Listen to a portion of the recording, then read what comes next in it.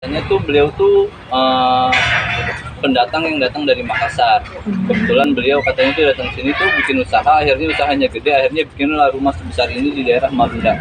Dari zaman dulu tuh katanya rumah Bapak Safiuddin ini yang terbesar, bapak-bapak, ibu-ibu. Terus kenapa rumah ini kan dinamai rumah si Pitung?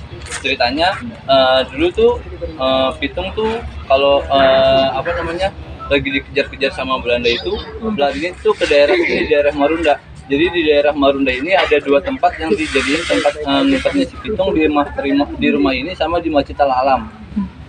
Kalau rumah ini dibangun sekitar tahun 1880, kalau di Masjid Al Alam itu dibangun itu sekitar tahun 1600 akhir. Abad 16. 1000, iya. Ya, 17. Sekitar tahun 1017-an.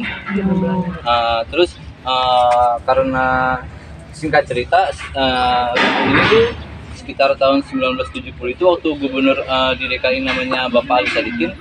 Kalau nggak salah Bapak Ali Sadikin itu salah satu gubernur yang memerhatiin bangunan-bangunan cagar budaya gitu ya Pak.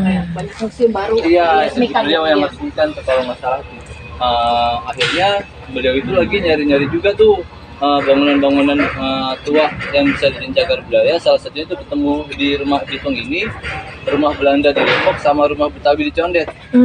Akhirnya rumah ini tuh waktu itu masih ditempatin sama ahli warisnya Bapak Haji Safiuddin, namanya Bapak Haji Matsani. Beliau tuh mantunya kalau nggak salah. Akhirnya dari pihak Pemprov itu minta izin mau beli ini rumah untuk dijadiin cagar budaya. Kebetulan ahli warisnya pun menerima. Akhirnya cari tahu lah rumah ini tuh punya sejarah apa. Ditanya sama sesepuh-sepuh yang masih hidup tahun 70 di belakang. Katanya rumah ini tuh dijadiin tempat ngumpetnya rumah Pitung, si Pitung.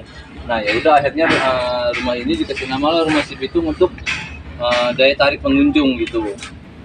Terus saya mau cerita itu kurang lebih seperti itu, cerita tentang rumah Pitungnya.